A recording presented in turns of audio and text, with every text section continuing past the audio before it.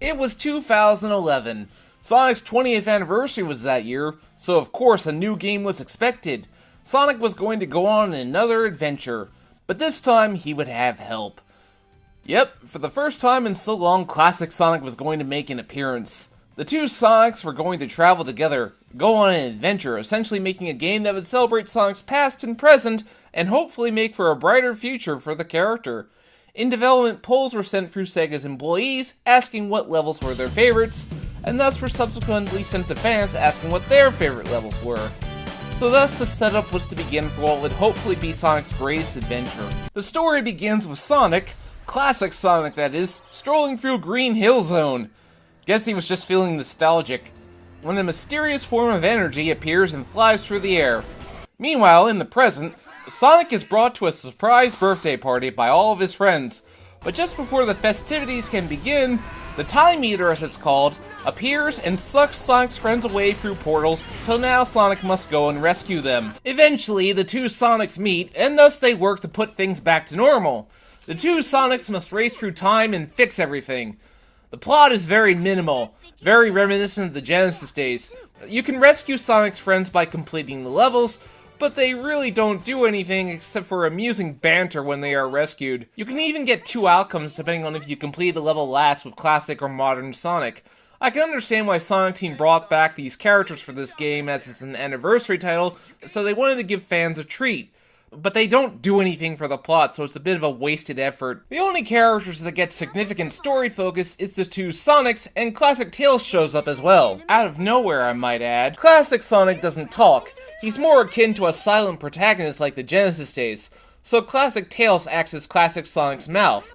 I don't necessarily mind this, but for as little as it is, I do enjoy Classic and Modern Sonic's interactions. They're like brothers despite being the same person. There's one scene where Modern Sonic does the homing attack and Classic Sonic just gives a thumbs up. Are they saying that Modern is better than Classic? Or is this meant to imply something else? I'll get to that later. Actually, since the two Sonics are here, there's something I'd like to know. How did Classic Sonic become Modern Sonic anyway? How did he go from black eyes, short, and a little pudgy to green eyes, taller, and spikier? That must have been some puberty! I remember before Sonic 4 turned out so bad it was supposed to bridge the gap between Sonic 3 and Sonic Adventure. I think they should have explained at some point how Sonic went from his classic look to modern look. The story is largely non-existent. I get that's because they want to homage the classic Genesis games, but for an anniversary title, I was expecting something a little more grand and epic. The two Sonics meeting is grand and definitely worthy of celebration, but it's lacking in substance. Now for the presentation. The graphics are just beautiful. Everything visually pops. It's a huge improvement on Sonic Unleashed.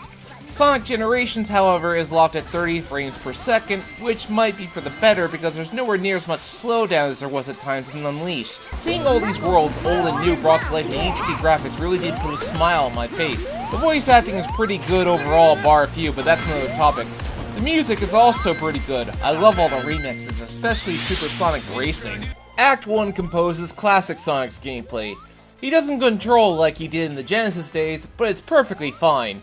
You can still do the spin dash, which is great for getting up slopes, although you can't roll into a ball and get up slopes like you could in the classic games. You can unlock the elemental shields, the bubble shield, the thunder shield, and the flame shield, and they all work like they did in the classic Sonic games. But I wish you didn't have to unlock them. They should have been in the game as items for you to find. Act 2 composes a modern Sonic, who pretty much follows Unleashed in Color's gameplay. You can boost, homing attack, which is now back to being the A button instead of a separate button from the jump button, and that's perfectly okay with me, just how I like it. The boost can really get you ahead in certain levels by jumping and boosting, I find.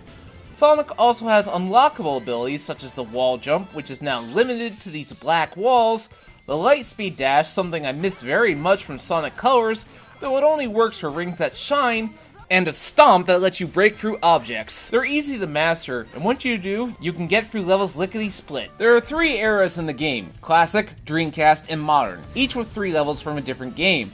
Green Hill Zone, Chemical Plant Zone, Sky Sanctuary, Speed Highway, City Escape, Seaside Hill, Crisis City, Rooftop Run, and Planet Wisps.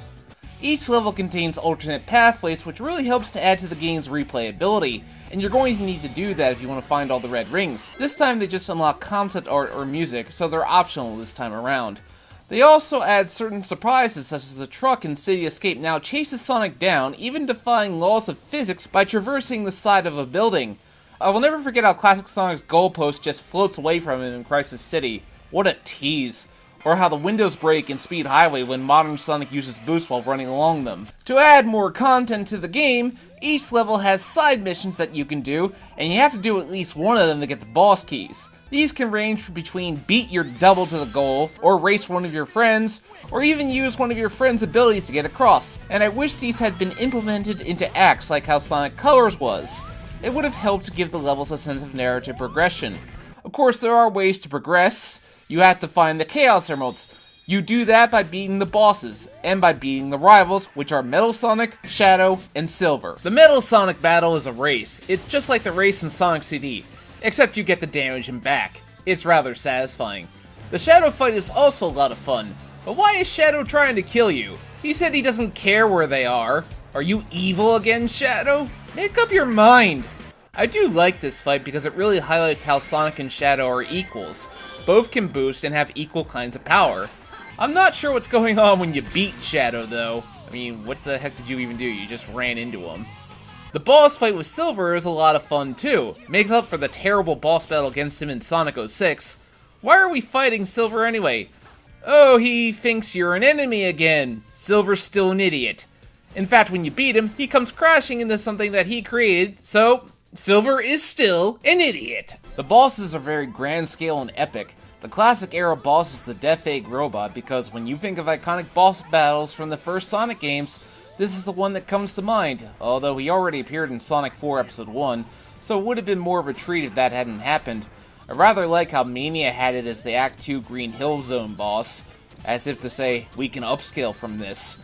The Dreamcast era boss is Perfect Chaos, except you fight him as Sonic alone, and this boss is quite epic in scale and design. Using the boost formula as a way to damage him is so epic. The Egg Dragoon boss is quite fun, though really easy since he does the same things over and over. So all that said and done, it's time for the final boss. The two Sonics and two Tailses confront the Time Eater, who is of course piloted by none other than Dr. Eggman, but he has help. He had a little help. Dr. Robotnik! Nobody calls me that anymore. It's nice to see the Robotnik name get acknowledged. So Eggman and Robotnik are about to finally destroy the two Sonics, when suddenly some help arrives. Do it, Sonic! Come on, Sonic! Smack him! Not you! You've got this, Sonic. Wait, now you're on Sonic's side again?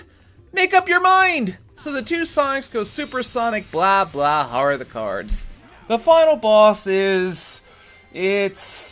I'm running out of things to say here. You can change the perspective from 2D to 3D, which is nice, but the goal is the same. Dodge all of his attacks, get up to the core, and damage him. That's the thing about supersonic final bosses. All you have to do is catch the boss so you can hit him. I maintain Sonic Unleashed's final boss is worse because of the annoying QuickTime events, whereas you don't have to do that here. This is just generic. So time is restored and everyone ends up back at Sonic's birthday party. Even Shadow, who looks like he'd rather be anywhere but there. Maybe that's why he's on Eggman's side in Sonic Forces. It's his revenge for being stuck at Sonic's birthday party? So Classic Sonic attempts to do the homing attack. Dude, sweet! And you're only gonna get better! Wait, so Sonic learned the homing attack from himself? So then, shouldn't modern Sonic have memories of this day since he already lived through it as Classic Sonic and, oh, I've gone cross-eyed. Maybe this is how he came up with the drop dash for Mania. Hey, Sonic! Enjoy your future! It's gonna be great!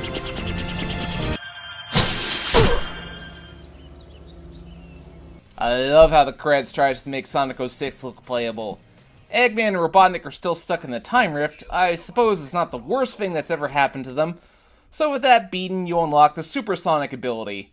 Classic Supersonic is just an invincibility power-up. Really nothing too special. Modern Supersonic lets you speed through the entire level at the cost of 10 rings per second. It really breaks the game. Well, that pretty much covers the console version of Sonic Generations. Let's move on to the 3DS version. The story is functionally the same, only this time, only Sonic and Tails in their classic versions show up, and maybe that's for the better because they are the only active characters in this story. That's the thing about making these characters no longer playable. They're just there for fan service, basically. I must admit the presentation of the cutscenes looks quite good for the 3DS. Sonic and Tails move and have nice animations. There's some voiceovers which help to add to the characters, but how is the game? Well, like before, you switch between classic Sonic and modern Sonic. Only here's my issue. Both gameplay styles are strictly 2.5D, although modern Sonic has moments where the camera will tilt to give the illusion of 3D.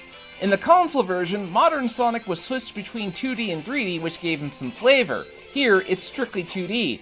The only thing that differences them is their abilities. Classic Sonic can spin dash and jump on enemies like normal, while modern Sonic has the homing attack, boost, and wall jumping as well as stomping, so everything he could do in the DS Sonic colors is carried over.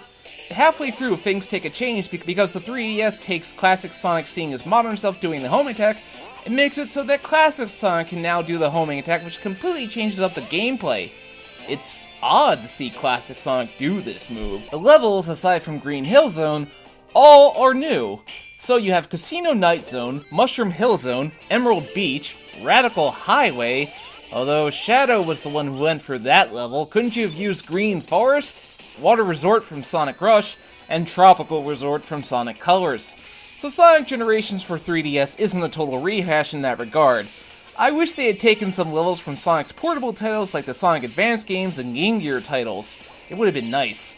However, let me say this. I really didn't like Tropical Resort in this game. The platforming and decision-making is very, very precise, so you're often near a bottomless pit. In the modern version, near the end, you have to dodge meteorites while grinding. If they hit you, it's instant death. I barely made it past this part. There's also missions and time travels you can unlock, but I didn't spend too long on them. Special stages return, and it's the Sonic Heroes special stages again. Oh joy. Although they are nowhere near as painful here. Getting the emerald and dodging the spikes still takes some practice, but I was able to get most of them on my first try, so they're not too bad here. Once you beat them, you get a Chaos Emerald. Pretty standard. Fortunately, they don't repeat themselves for the bosses. You still have to beat Metal Sonic, Shadow, and Silver in races, but each boss is different. You have Egg Arm from Sonic 3 making its return, the Bio Lizard, which is once again a mistake as Shadow fought that boss, and Egg Emperor from Sonic Heroes, and these are all very standard bosses. The final boss is actually an improvement over the console version since you have to wait for a specific time to attack, so there adds a sense of interactivity to it. It also makes good use of the two dimensions as you have to again dodge their attacks and make sure you counter them at the right time.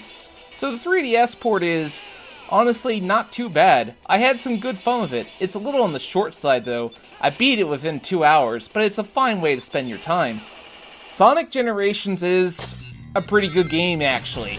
Speeding along through levels, be they classic or modern, is a fun little treat, and the game is packed with tons of fan service for old and new Sonic fans alike.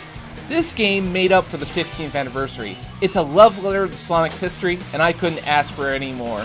Sonic Generations gets my seal of approval. But now, we have one more game to go before we finish this countdown to Sonic Forces, and I can't say I'm looking forward to playing this one again, as I haven't touched it since launch. We're looking at Sonic Lost World for the Wii U and 3DS. Thanks for watching, I'm signing off. If you liked the video, please hit that subscribe button.